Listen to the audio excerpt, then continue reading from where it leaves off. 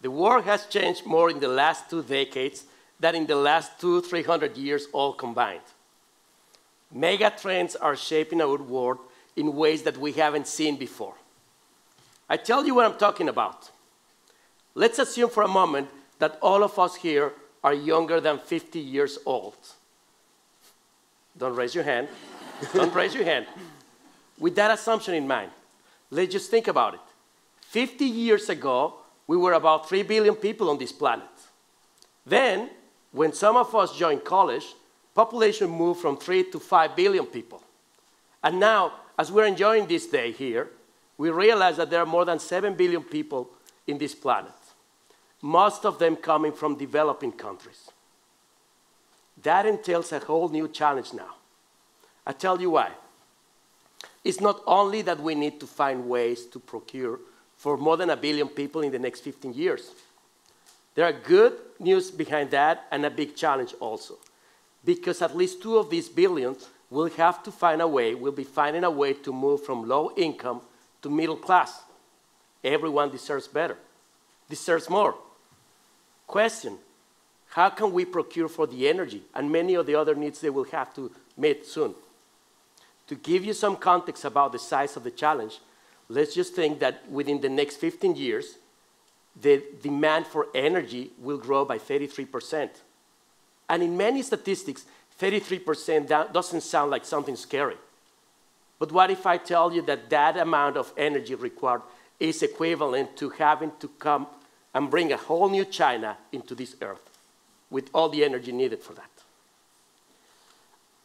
And a demand of energy will also mean a high demand of water. Water is a really scarce resource, but it's indispensable to create energy. And it's not only that. Think every single time somebody needs to drink, they need to survive. We really know that rural communities have to work harder, walk longer to get their water. Well, but it's not only 3 people getting to a pond. It's millions of people doing that. That's really a mega trend.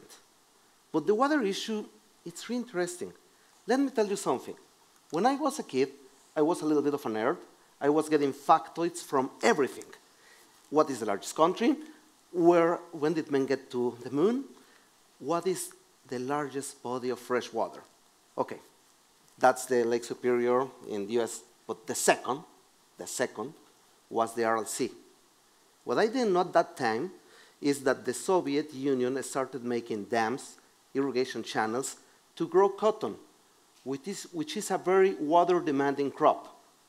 At the end of the Soviet Union, things were looking like this, already diminished. The Soviet Union fell, everything disappeared, and Uzbekistan and Kazakhstan remained with almost nothing, less than 10% of what it used to be. The message I'm trying to convey is that the things are changing so fast that what it was truth and what I learned when I was a kid is not true anymore. Things are changing that fast. And it's not only that, also the land. In land, at the beginning of the 20th century, there were close to 8 hectares per person. Why is land so important? Because everything we do, we need to have food, we need to provide means for living, and that has to come from the planet. We are still not exploiting space, so we're in this country, in this space. And land has diminished. Right now we have less than 2 hectares per person, and it will continue growing. It's like our world is shrinking. It's not really that easy. All these megatrends have really affected things in the environment. Climate change may be promoted by many of these megatrends. And anybody in this room could tell me that wildfires, hurricanes, floods have existed since the beginning of times. Yes, but now they are larger, stronger, and more frequent. Wildfires in California are news of every day. Droughts in Africa last longer. They can last for years. Just 2 weeks ago, Hurricane Harvey flooded the Houston area in the largest disaster ever in that place. And right now, as we're speaking, there are 3 hurricanes in the Atlantic Ocean going to the same zone again. So if you don't have a home insurance, get one now. That's part of the story with this talk. We're not here only to tell you about the bad news and how much we have consumed, how much we are taking out of the earth. We are here also to invite you to start to think about nature from a different perspective. What if all of a sudden we do some effort to understand the value of valuing nature? I tell you what I'm talking about. Just think about any item, such as this beautiful bee next to us. Honeybees are responsible for providing, let's say, 25% of the pollination services of food crops in America. Their population is coming down. It's diminishing rapidly. How are we going to deal with that? We cannot get a bunch of TED talkers to go outside and manually just go and start pollinating things.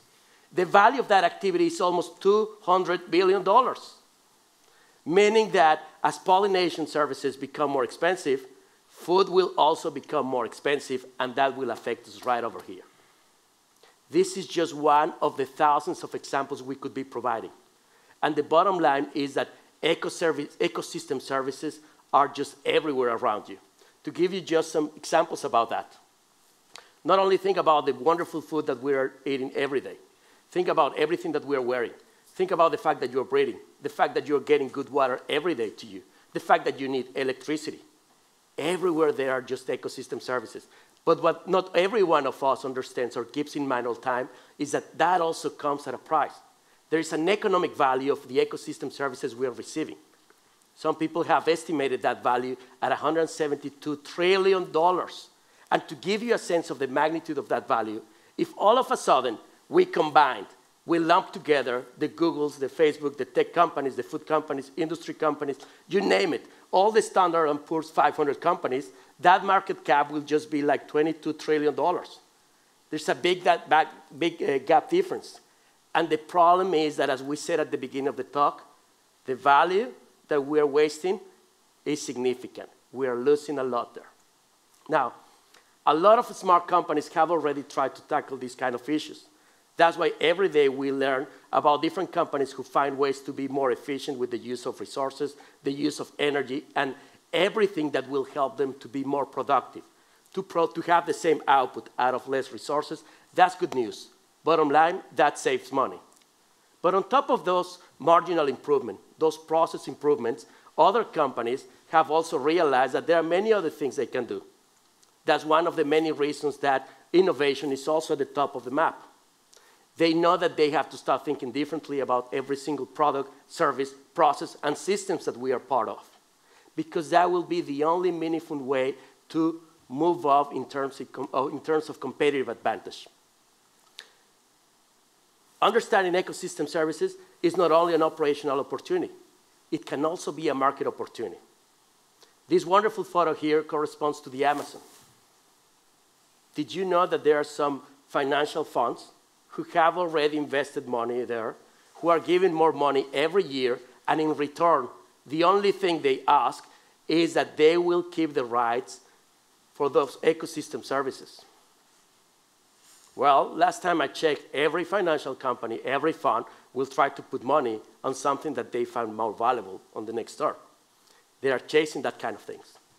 And governments are also playing a good role on that. Some time ago, I used to work at the Ministerium of Natural Resources and Environment. And one of the many mandates that we had was to do whatever it takes to protect the forests and the natural resources we had there. As one of the many policies we have, we try to empower our rangers so that they have better equipment and they could take better care of the forest there. To my surprise at that time, I was very wrong. Many of these programs didn't work. And part of the reason is because our vision was just very narrow.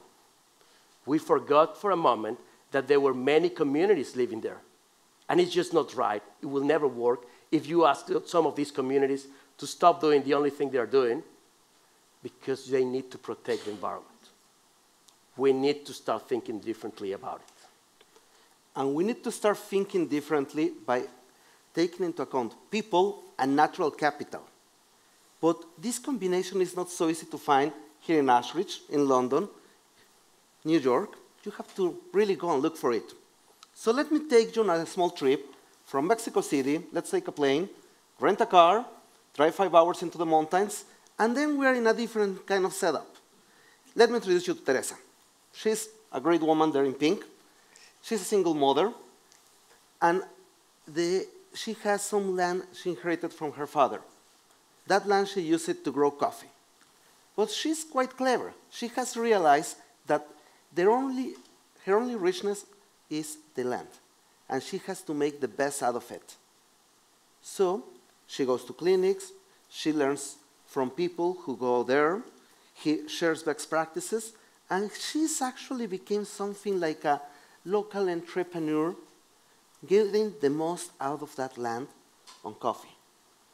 The second picture just shows how she's measuring and getting the coffee crops at the right distance so they can grow together. If we gather together a few Teresas, then we can go to another village and find Don Chano. This guy is amazing. You would all be really happy if your graduates from business schools were like this. Why? Because he doesn't need a PhD to understand the value chain of selling and growing and producing coffee. He doesn't need somebody to tell him the advantages of vertical or horizontal integration.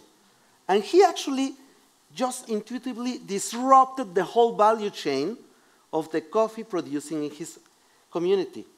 He started buying coffee from local producers, processing the coffee on site, getting a brand and increasing the value of that brand. So actually, because he reduced the value chain, everybody in that community is getting more money than just selling the coffee beans to the middleman. If you get this same attitude, travel another hour there in the mountains, it's beautiful, you should do it sometime, you will get to another community. This community is called La Trinidad. They have the rights to exploit 500 hectares of forest. So what do? They cut wood. But you would say, okay, cutting wood and selling it by the trunk is not such a good business. So in order to increase the value of our products, they process it. They put a sawmill, and they actually do not use just hand labor.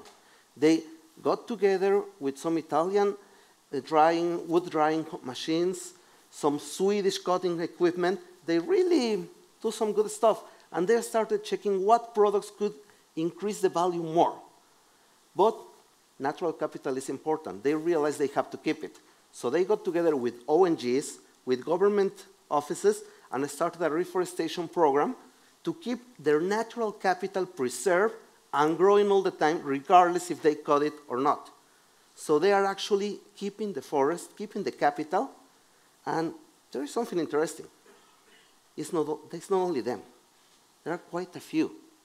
So if you start getting together many communities preserving the natural capital, then they are increasing because, as you may well know, forests are natural carbon sinks. So there is a value on that.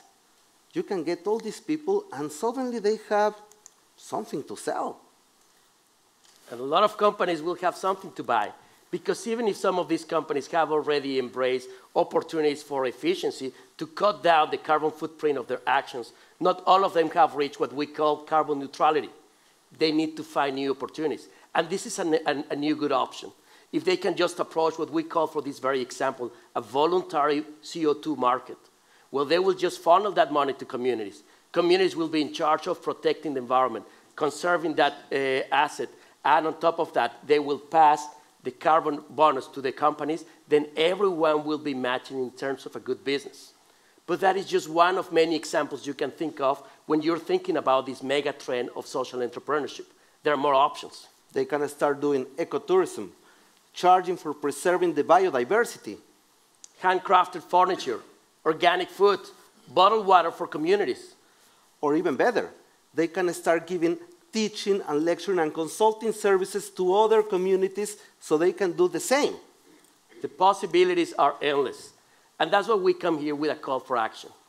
Yes, we know that a lot of governments, a lot of big brands and companies have already joined efforts to tackle the problem of climate change. But this is a good time to think about the power that social entrepreneurship may have on this. Every time you have the opportunity to think beyond major brands and try to identify, support, and work with a social entrepreneur, do it. It will definitely pay off. Thank you very much.